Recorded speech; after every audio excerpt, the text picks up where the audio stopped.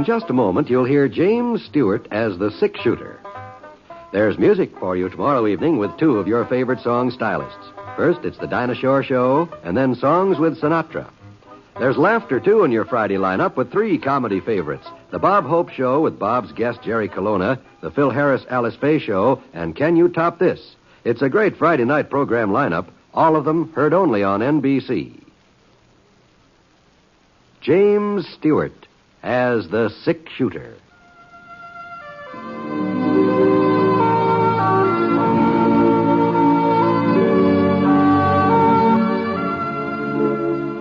The man in the saddle is angular and long-legged. His skin is sun-dyed brown. The gun in his holster is gray steel and rainbow mother of pearl. Its handle unmarked. People call them both the six-shooter.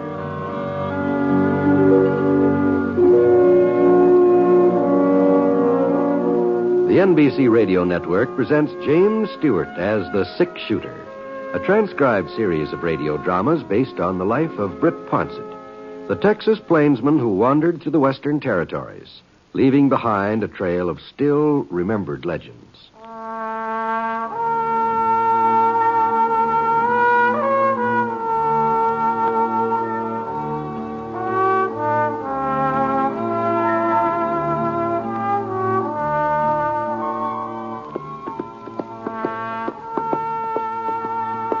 It was about 7 o'clock on a Saturday evening, and I was riding down the east trail that led from Castle City over to Crown Ranch.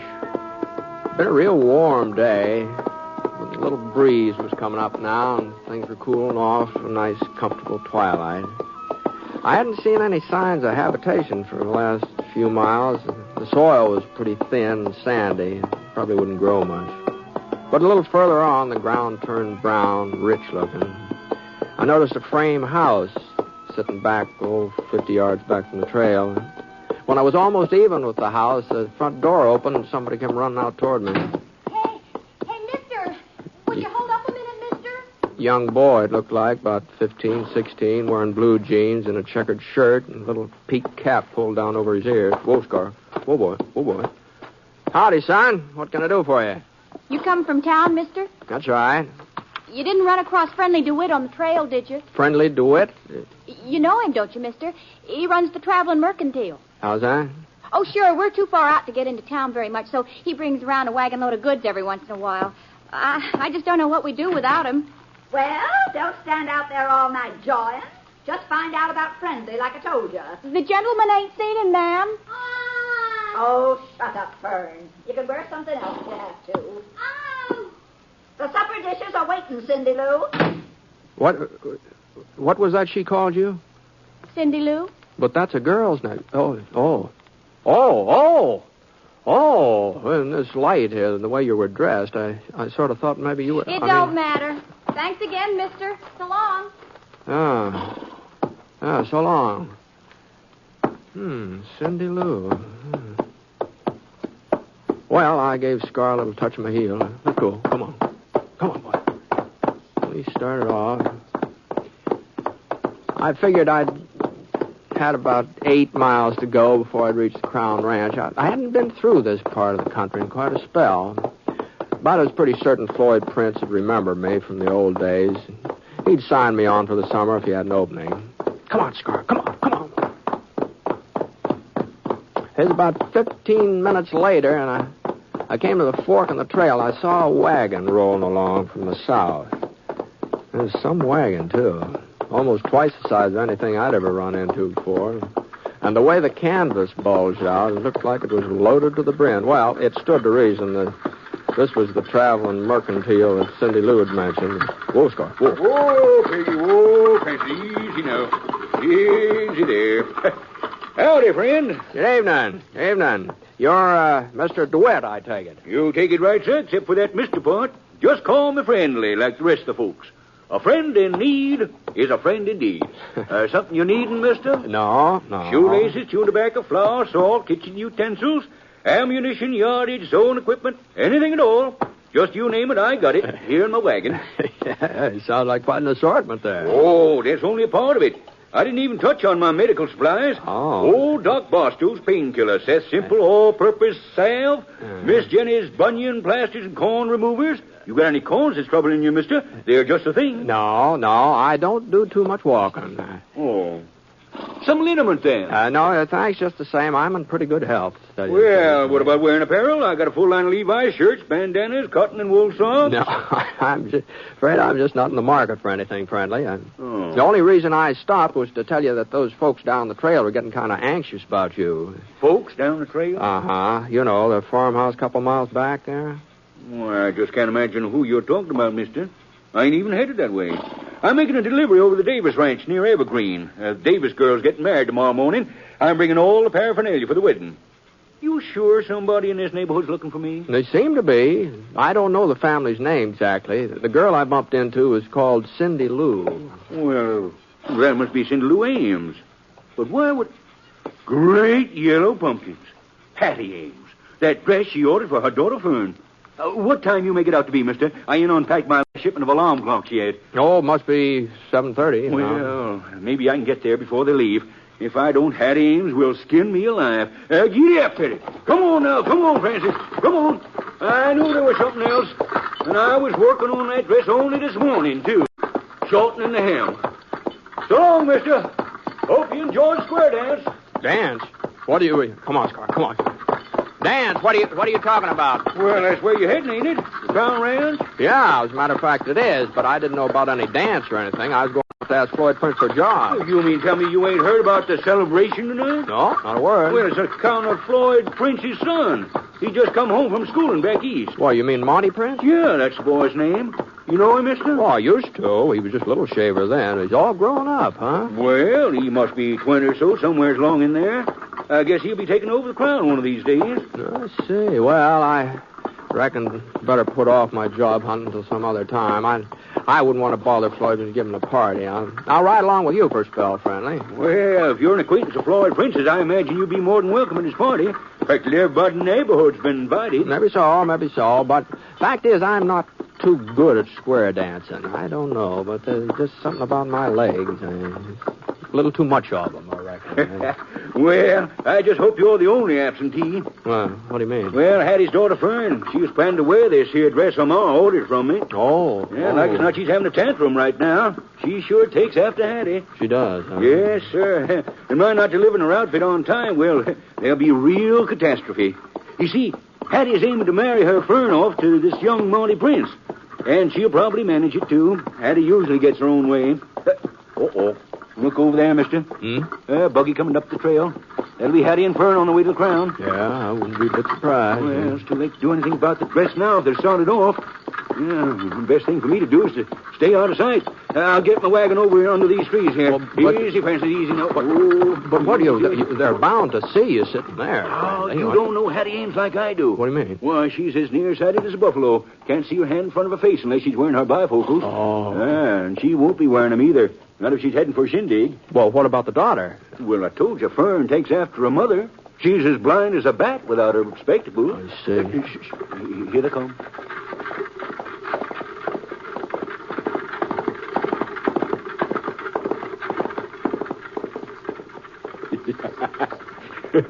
There.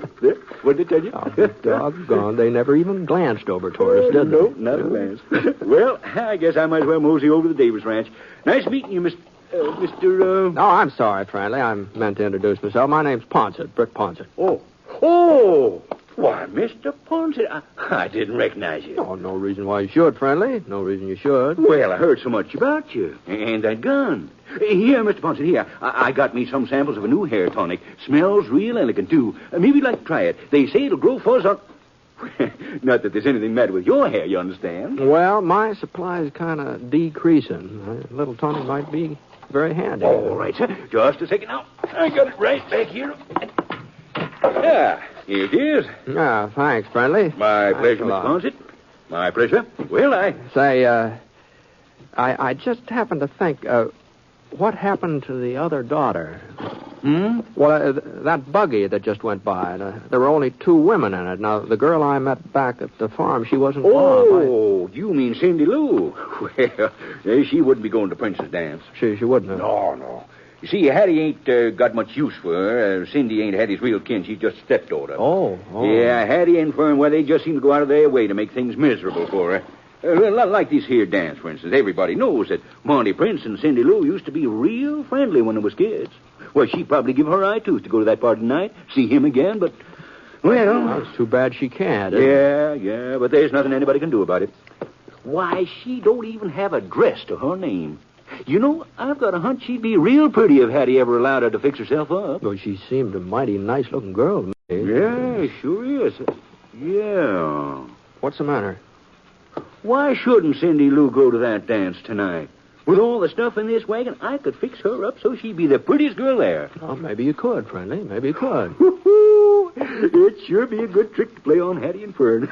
Why, if they couldn't tell my wagon at 50 feet, they'd never know Cindy Lou when I got done with her. Come on, Mr. Ponset. Why? Well, a girl can't go to square dance all by herself. She's got to have an escort. Oh, I suppose so, but, now hold on, friendly. What, you don't mean me? Why, you're a friend of the princess. You said so yourself. Why, I'm old enough to be her... If we don't hurry, Mr. Ponset, the square dance will be all over. Come on. Step lively there, Francis. Come on there, Peggy. Let's start traveling. Come on, Mr. Ponset.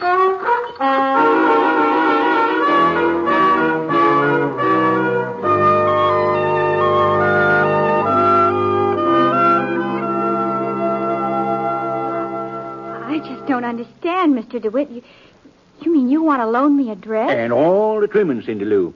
Before I get done with you, you'll be so dooted up that your own stepmother won't recognize you. And you want to take me to the dance, Mr. Ponset? Yeah, sure. That is, if you want to go. Yeah. Well, that's right kindly of you both, but the fact is, I don't have no interest in attending the doings at the Crown. Oh, you don't, huh? Well, in that case... I don't know where you ever got such a notion, Mr. DeWitt. As if I cared anything about seeing Monty Prince again. Why, I haven't even thought of him since he went away to school. Not once. Well, I reckon your stepsister Fern's done some thinking about him. A lot of good it'll do her. Monty wouldn't look to... I mean, it's none of my business, one way or the other. No, I guess it isn't. I'm sorry we bothered you. Let's go, friendly. Okay, Mr. Ponset.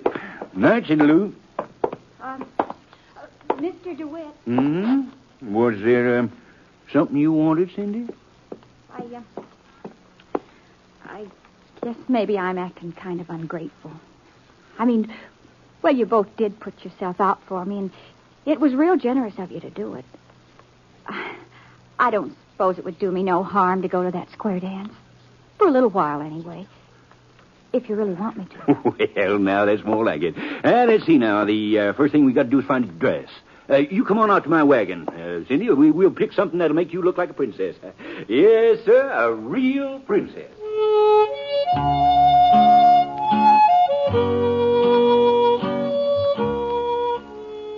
Well, I want to tell you, Friendly wasn't very far wrong. That's just exactly how Cindy Lou looked when she came out of that bedroom about half an hour later. And for a minute, we just stood there, just not saying a word, just staring at her. Is something wrong? Don't I look good enough to go to the dance? Good enough? Why, Cindy Lou, you're as pretty as a picture. Ain't you, Brett? Why, she sure is. Well... If you're all ready, Cindy. Well... There's just one thing. We forgot the shoes. Shoes? I don't have any party slippers of my own. Oh. Well, you see, Cindy Lou, that's about the only item I don't stock in my wagon. I guess you can make do with the shoes you're wearing, can't you? Oh, I don't see how. I mean, well, look at them yourself. Yeah. No. No, wait. I am carrying one pair of fancy slippers. They're part of the Davis girls' wedding outfit. Well? No. I couldn't loan them to Cindy, though. I got to leave for the Davis ranch as soon as you two start off for the dance.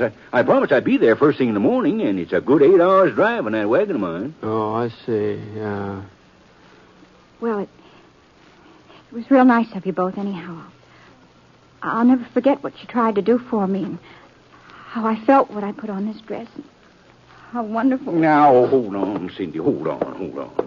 It's all right. Just let me do some figuring here. Let's see. If I was to leave here by midnight, I could be at the Davis place along about 8 a.m. That ought to be early enough. Well, there ain't no reason why you both couldn't be back here before 12 o'clock, is there? No reason at all. Well, then I guess the next thing to do is to find out whether them slippers will fit or not. I'll bring them right in. Well, I just don't know what to say, Mr. Ponce. Nothing like this has ever happened to me before. It all seems like something out of a storybook. You know, Cindy, I was just thinking the same thing. Well, here you are, Cindy. Try them on. Gee, they sure do look small, don't they? Yeah. You think you can make it? Oh, I don't... Oh, there. Oh, it is kind of tight, but... Well, try the other one. If you can get one on, the other ought to go, too. There. Good. Now, you going to be able to walk all right? Oh, I'll be able to walk all right, Mr. DeWitt. The way I feel I could almost fly. Well, then you better get started. You won't have too long to the dance, you know. And don't forget, Brett, you got to have her back here by midnight. Don't worry, friendly. I won't forget.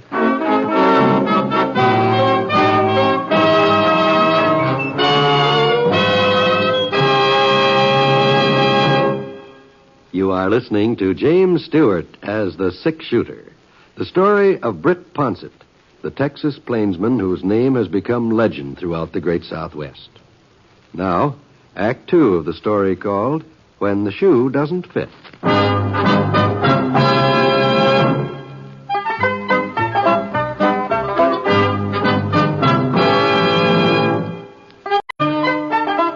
I hoisted Cindy Lou up on Scar, and she managed to seat herself in front of the saddle. I kind of held on to her to keep her from falling off, and we started off for the Crown Ranch. It took us about 45 minutes to get there, and that party was in full swing when we walked into the parlor.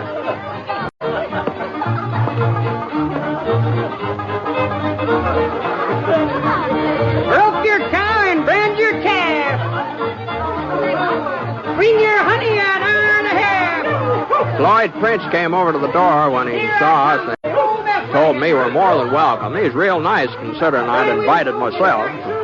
I sort of managed to avoid mentioning Cindy Lou's name, and what with all the hubdub, Floyd didn't seem to notice that I hadn't introduced her properly. But Floyd's son, Monty, well, he didn't wait for any introduction. He just took one look at Cindy, and that was the last I saw of her. As far as I could tell, the other girls at the party were just completely out of the picture from then on. I waited until there was an intermission and the dancing, and I moseyed over to the punch bowl. Oh, can I help you, Mr. Ponce? Yes, ma'am. Thank you. I'm Mrs. Ames, Hattie Ames. Oh, how do, Miss Ames? Oh, Fern, over here, dear. I want you to meet somebody. This is my daughter, Fern, Mr. Ponce. I'm pleased to meet you, Fern. Well, speak up. Fern's sort of shy. Yes.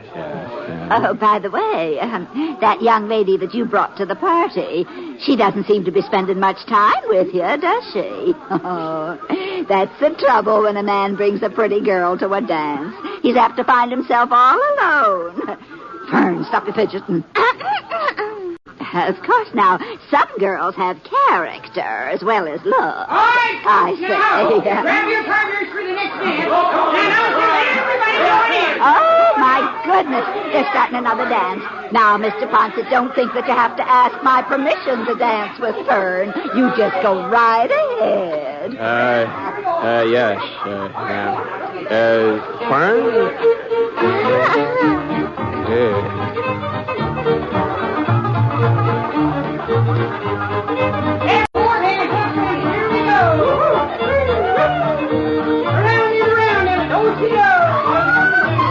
Like I said, I'm not much of a square dancer, but there just didn't seem to be any way of turning Fern down. Well, I guess I should say there wasn't any way of turning her mother down.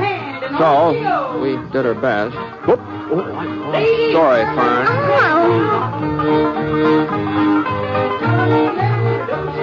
As the evening wore on, it didn't look like she had any other partner lined up. Well, I figured it was up to me to sort of fill in. Whoop, whoop. Oh, I sure didn't mean to kick you, Fern. There's one thing about her, though. She sure didn't talk a man to death.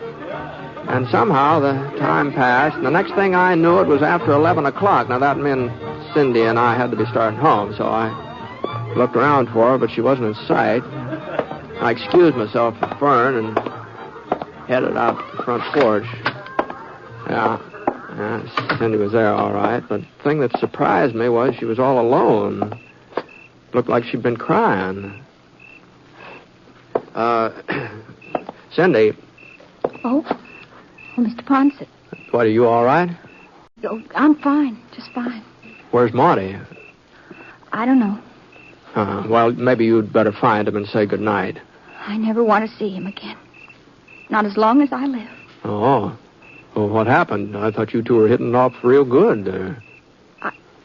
I thought so, too, at first. While we were inside dancing, everything was just wonderful. And then, all of a sudden, he started acting like he didn't care about me at all. Said he couldn't be spending all his time with one girl. He had to dance with some of the others. Mm-hmm. Well, after all, the party is in his honor. And that ain't all, Mr. Ponset. He didn't even know who I was. Well, didn't you tell him? Well, I thought sure he'd know. I never figured he'd forget me, not in just a few years. Well, you've changed, Cindy, and the way you're all fixed up tonight. Oh, that wouldn't matter. Not if Monty really liked me. I'd never forget him. I'd know him no matter how much he changed or how he dressed. Well, all you had to do was just tell him who you were, you know. No, I just couldn't. And you mustn't tell him either. You've got to promise me you won't. Now, please, Mr. Ponset. Mm-hmm. Well, if that's what you want. Well, I think maybe we'd better leave. Yeah. Well, I'm ready. You got everything? I guess so. Why? I don't know. I just thought maybe you'd lost one of your slippers or... My slippers? Whatever gave you that idea? I don't know. I just sort of crossed my mind somehow. Never mind. I'll get Scott.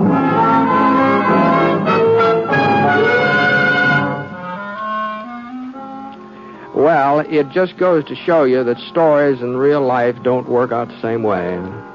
Instead of falling in love, Cindy and Monty Prince were just far away as ever, even farther. And there didn't seem to be any way of getting them together either. Leastways, he wasn't going to be able to do it by finding one of her slippers at the dance, that's for sure. As a matter of fact, she couldn't have lost a shoe at the dance if she'd wanted to. When we got her home, we found out she couldn't even get them off. Doggone it, Cindy, you must not be trying. Well, you didn't have this much trouble getting them on. Oh, I'm sorry, Mr. DeWitt. I'm doing my best.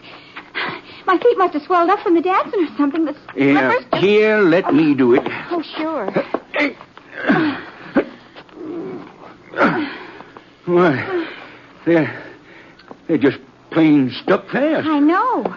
Maybe in the morning my feet will go back to normal. And Yeah. then you... Hey, look out the window there, friendly. Isn't that a buggy out there? Holy smoke. Fern and Hattie. So long, Cindy. Bye, Britt. Oh, wait a minute, friendly. I don't want them catching me here either. But what about the slippers and the wedding tomorrow? The bride's wearing a long dress, reaches clear down to the floor. She can get married in the bare feet if she has to. Well, thanks for everything. Good night, Cindy. I'm sorry things didn't work out better for you, but good night.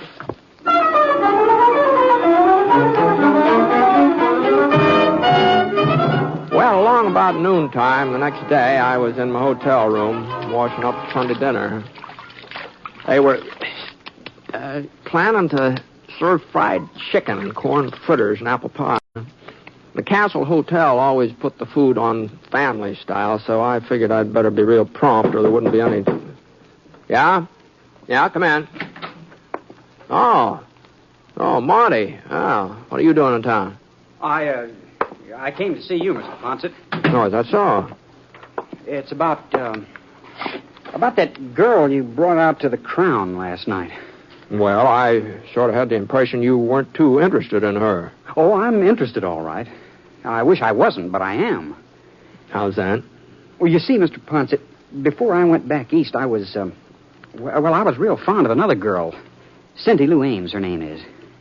Oh. And we sort of promised that we'd wait for each other. But last night, that girl with you, well, she sort of made me forget Cindy. She did, huh? For a while, anyway.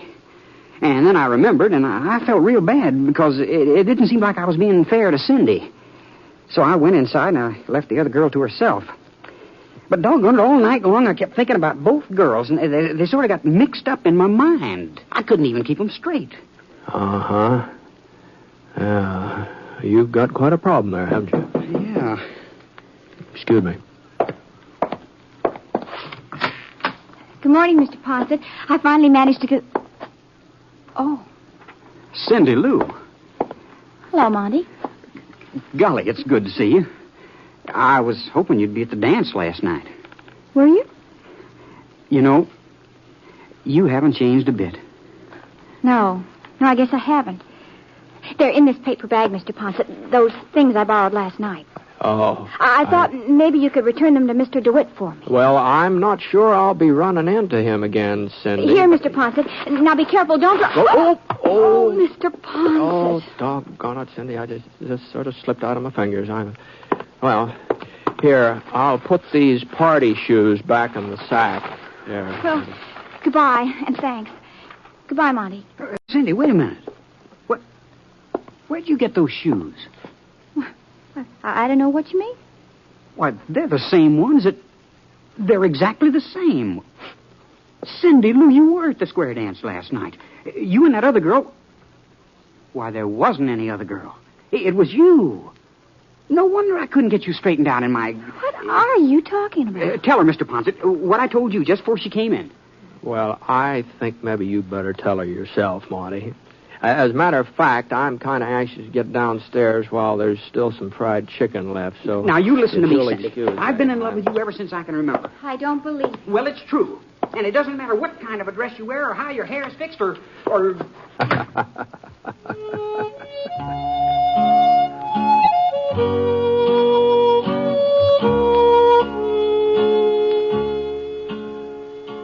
Well, there wasn't much point in my hanging around to see if Cindy and Monty would finally get together.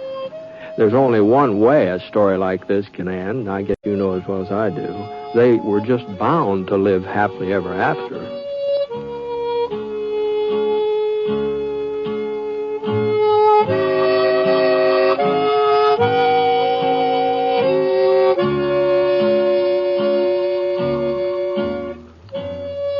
The Six Shooter is a transcribed NBC Radio Network production in association with Review Productions. It is written by Frank Burt and is based on a character created by him. Mr. Stewart may currently be seen in the Universal International picture The Glenn Miller Story. Others in the cast were Barbara Eiler as Cindy Lou and Eleanor Audley, Sandra Gould, Bill Johnstone, and Sam Edwards. Special music for this program was by Basil Adlam, and the entire production is under the direction of Jack Johnstone. All characters and incidents were fictitious, and any resemblance to actual characters or incidents is purely coincidental. This is John Wald speaking.